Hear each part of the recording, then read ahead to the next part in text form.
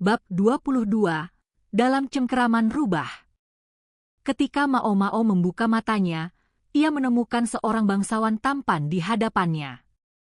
Entah mengapa, ia sedang membungkuk ke arahnya dan mengulurkan tangan menuju kerahnya.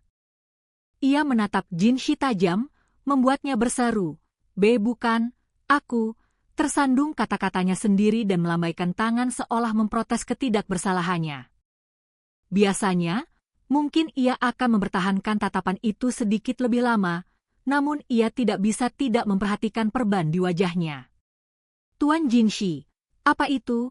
tanyanya, merapikan kerahnya. "Tidak ada apa-apa. Hanya lecet." Ia berusaha menyembunyikannya dengan tangannya. Mao Mao terlihat kesal. "Coba lihat. Rasanya tidak perlu diperlihatkan." Itu, tentu saja, hanya membuat Mao Mao semakin penasaran. Ia maju mendesak, condong ke arah Jin Shi begitu cepat hingga ia mundur sedikit. Ketika akhirnya ia berhasil membuat Jin Shi dengan punggung ke dinding, Mao Mao perlahan mengulurkan tangan. Sejenak, ia tidak berkata apa-apa. Wajahnya yang sempurna bagaikan permata kini memiliki sebuah luka, dijahit, memanjang serong di pipi kanan. Itu lebih dari sekadar goresan dangkal, sesuatu telah menyobek masuk ke dalam daging. Jahitannya tidak rata, lebih baik jika dijahit ulang sesegera mungkin. Mao Mao ingin melakukannya sendiri saat itu juga, namun tangannya gemetar karena kelelahan yang luar biasa. "Kamu ikut bertempur," katanya. "Aku tidak mungkin duduk menyaksikan sementara yang lain menaruhkan diri dalam bahaya, bukan?" "Kenapa tidak? Kamu cukup penting." Rasa kesalnya mulai terlihat dalam nadanya. "Aku berharap kamu tidak terus-terusan berlari ke dalam bahaya. Kalau kamu sampai terluka, itu hanya akan menimbulkan masalah bagi semua orang di sekitarmu." Ia menggaruk kepalanya dan tersenyum dengan agak pahit. "Ya, aku akui itu sangat tidak adil dariku untuk Basen. Mengejutkan betapa kuatnya Gao Shun bila ia mau." Dengan canggung ia mulai memasang kembali perbannya, namun Mao Mao mengambil alih darinya. "Aku sungguh tidak berniat terluka," kata Jin Shi. "Siapa yang berniat? Hanya saja seseorang membuat permintaan yang sangat tidak biasa kepadaku." Ia mengerutkan dahinya. Ada kesedihan di mata obsidiannya. "Apakah kamu dekat dengan Loulan?" Pertanyaan itu terasa cukup tiba-tiba. "Lumayan," kata Mao Mao. "Apakah kalian berteman?" "Aku tidak yakin aku tahu." Ia benar-benar tidak tahu. Ia pikir hubungan itu sudah mendekati persahabatan, atau setidaknya itu yang terasa baginya. Namun mengenai apa yang Loulan pikirkan, ia tidak bisa berkata. Mengobrol dengan Xiaolan dan Loulan atau lebih tepatnya, Shisui sebenarnya bukan perasaan yang buruk. Ada banyak hal yang tidak aku ketahui tentang dirinya. Hal yang sama, tampaknya, berlaku juga untukku. Rasa sakit di wajah Jin Shi semakin dalam. Dan kini kita kehilangan kesempatan untuk memahaminya. Mao Mao menangkap maksudnya. "Kupahami, Tuan." Tentu saja. Mao Mao sudah tahu ini akan terjadi. Karena ketika Shisui meninggalkan kamar itu, ia mempercayakan sesuatu kepada Mao Mao dan kemudian pergi mengetahui bahwa ia akan menemui takdirnya. Yang bisa Mao Mao lakukan hanyalah menghormati apa yang telah dipercayakan kepadanya. "Tuan Jin Shi, apakah kamu tidak ingin beristirahat?" "Ya. Aku sungguh sangat lelah." Warna kulitnya tidak baik. Jin Shi mungkin dalam kondisi yang jauh lebih buruk dari Mao Mao, meskipun Mao Mao lah yang diculik. Ada kantong mata yang jelas di bawah matanya, dan bibirnya kering dan kusam. Hal yang paling masuk akal adalah baginya untuk kembali ke keretanya sendiri dan tidur. Namun mengejutkan Mao Mao, ia berbaring di kulit binatang di kendaraan miliknya. Mao Mao membiarkan rasa frustrasinya terpancar di wajahnya. Aku harus meminta Anda untuk tidak tidur di sini, Tuan Jinshi. Kenapa tidak? Aku lelah. Masa harus aku jelaskan? Mao Mao melihat sekeliling. Ada 5 bungkusan di kereta bersama mereka anak-anak Clancy. Tempat ini tidak bersih. Aku tahu itu. Kalau begitu kenapa? Sebelum ia bisa selesai berbicara, Jinshi meraih pergelangan tangannya dan menariknya mendekat. Tangannya terasa sangat dingin. Mereka mendapati diri berbaring saling berhadapan di atas kulit binatang. Kalau begitu mengapa kamu di sini? Bahkan aku tahu kasihan kepada anak-anak, katanya, mengucapkan kata-kata yang sudah ia siapkan. Begitukah? Aku heran. Masih berbaring, Jinshi memiringkan kepalanya. Bukankah gurumu dalam ilmu pengobatan melarangmu menyentuh jasad? Sialan, dia masih ingat itu. Mao Mao menahan dorongan untuk cemberut terang-terangan.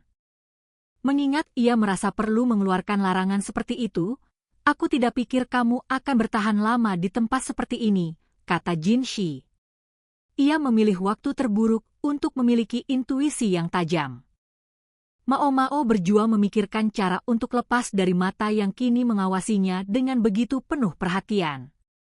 Sementara ia membeku dalam pikiran, Jinshi kembali mengulurkan tangan. Ia membalikkan kerahnya. Dan apa yang terjadi padamu ini? Tanyanya, mengerutkan kening. Kulit di bawah kerahnya menanggung memar gelap dan jelek bekas pukulan kipas Shen Mei. Mao Mao merasa sedikit malu, namun memutuskan lebih baik segera menyelesaikan urusan ini. Aku bertemu seseorang yang kurang ramah. Kamu diserang, kata Jinshi, suaranya dingin. Itu perempuan, Mao Mao pastikan untuk menambahkan. Jinshi tampak sangat peduli tentang kesucian semua orang. Ia meringis saat ia menggerakkan jari-jarinya menyusuri memar itu. Kamu pikir tidak akan meninggalkan bekas? Apa, dari ini? Akan hilang sebelum kamu sempat menyadarinya. Merasa tidak nyaman dengan sentuhan jari-jarinya di kulitnya, ia mundur, namun Jinshi hanya mengulurkan tangannya lebih jauh. Akhirnya, Mao Mao terpaksa duduk tegak dan merapikan kerahnya. Jangan sampai berbekas, kata Jinshi. Aku bisa mengucapkan hal yang persis sama kepadamu, Tuan. Jinshi mengerutkan kening. Aku laki-laki. Apa bedanya? Oh, Anda jauh melampaui sekadar laki-laki. Seolah aku peduli. Kalau begitu aku pun tidak peduli. Kalau satu bekas luka sudah cukup untuk menghilangkan nilaiku. Biarlah begitu. Dan setelah kamu bicara sekeras itu padaku. Jinshi tidak duduk, namun ia tidak melepaskan pergelangan tangan Mao Mao juga. Sedikit kehangatan mulai kembali ke tangannya. Apakah aku sedemikian sehingga satu bekas luka akan menghilangkan nilaiku? Tanyanya, tangannya mengencang di pergelangan tangannya. Apakah aku tidak lebih dari sekadar wajahku? Mao Mao secara naluriah menggelengkan kepala. Sejujurnya, sedikit bekas luka mungkin bagus untukmu, katanya, lebih jujur dari yang ia maksudkan. Jinshi terlalu tampan, ia hanya bisa membuat mereka yang melihatnya menjadi tidak karuan.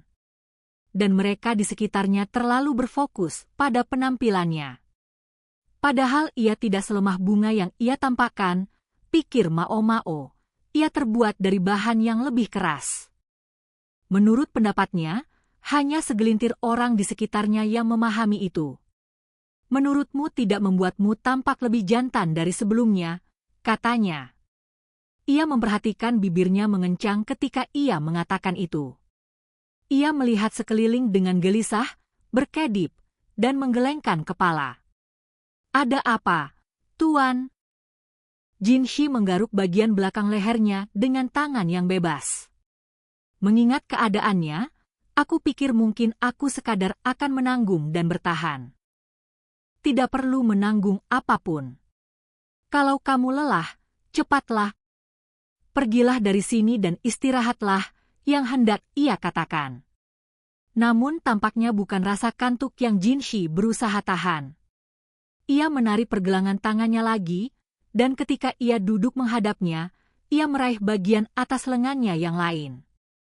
Ketika aku melihat lukamu, aku bermaksud bertindak setenang yang aku bisa, katanya.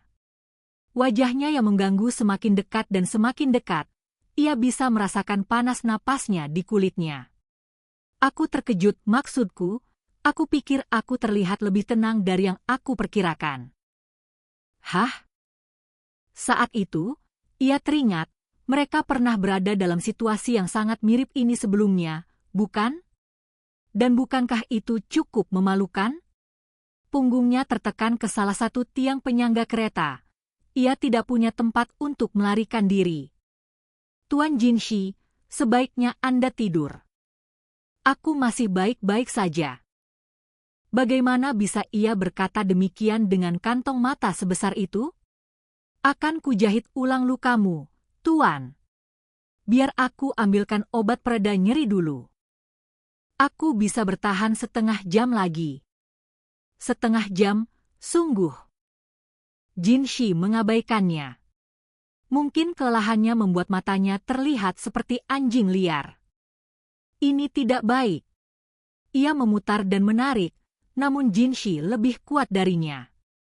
Jinshi terus semakin dekat, dan ketika hidung mereka hampir bersentuhan, terdengar sebuah bunyi. Jinshi hampir melompat ke udara. Apa itu? Ketika ia menyadari suara itu berasal dari tempat anak-anak beristirahat, ia terlihat lebih terkejut lagi. Itu sempurna untuk Mao Mao, yang mendorongnya minggir dan bergerak menuju sumber suara. Ia meraba pergelangan tangan anak-anak yang dibungkus satu persatu. Tidak. Tidak, pikirnya, kemudian ia meraba pergelangan tangan anak ketiga. Bibir kecil itu bergerak-gerak, ada hembusan napas yang hampir tidak terdengar. Ia menemukan denyutan, lemah namun terdeteksi. Andai anak-anak kecil ini serangga, mereka mungkin bisa tidur melewati musim dingin, kata Shisui. Serangga-serangga yang mengeluarkan bunyi seperti lonceng itu si betina memakan si jantan, dan kemudian mereka pun mati. Hanya keturunan mereka yang bertahan, berhibernasi sepanjang bulan-bulan yang dingin. Shisui sudah menyamakan klannya dengan serangga dan ia juga memberikan Mao Mao satu petunjuk lain. Ada negeri lain di mana, kadang-kadang, obat itu digunakan dalam praktik-praktik rahasia. Itu bisa membunuh seseorang, dan kemudian menghidupkan mereka kembali. Membunuh mereka dengan racun, namun seiring waktu racun itu mengurai, dan ketika sudah benar-benar ternetralisir, orang yang mati itu dibangkitkan kembali. Suirei sudah mengajarkan Mao Mao tentang obat kebangkitan. Apakah itu juga bagian dari rencana Shisui? Mereka masih hidup, tanya Jinshi dari belakangnya, namun Mao Mao tidak punya waktu untuk melayani pertanyaannya. Ia sedang memijat tubuh anak-anak dengan putus asa, berharap efek kebangkitan itu bekerja. Itulah seluruh alasan Shisui membawanya ke sini. Mao Mao tidak tahu apa yang akan Jinshi lakukan dengan anak-anak yang dibangkitkan kembali, namun ia juga tidak punya waktu untuk menjelaskan, baik dirinya sendiri maupun mereka. Air panas. Tuan Jinshi, tolong, ambilkan air panas. Dan sesuatu untuk menghangatkan mereka. Pakaian, makanan, tidak masalah apapun. Biarkan yang sudah mati tetap begitu, ya? Jinshi terkikik. Ia berhasil menipu aku. Si rubah mendapat apa yang ia inginkan. Tuan Jinshi, teriak Mao Mao. Ia sepertinya bergumam pada dirinya sendiri, namun ia tidak punya waktu untuk peduli. Ya, tentu saja, katanya, dan ia tidak bisa mengusir kesan bahwa ada nada hampir gembira dalam suaranya. Ekspresinya jauh lebih lunak dari sebelumnya meski membawa sedikit kekecewaan juga. Mao Mao sepenuhnya fokus pada anak-anak yang perlahan-lahan mulai bernapas kembali. Ketika Jinshi kembali dengan selimut-selimut dan seember air panas, ia membungkuk dan berbisik di telinganya, "Bisakah kita lanjutkan ini nanti?" "Ya, terserah," jawab Mao Mao, terlalu sibuk untuk memikirkannya lebih jauh. Ia punya anak-anak kecil yang harus diurus.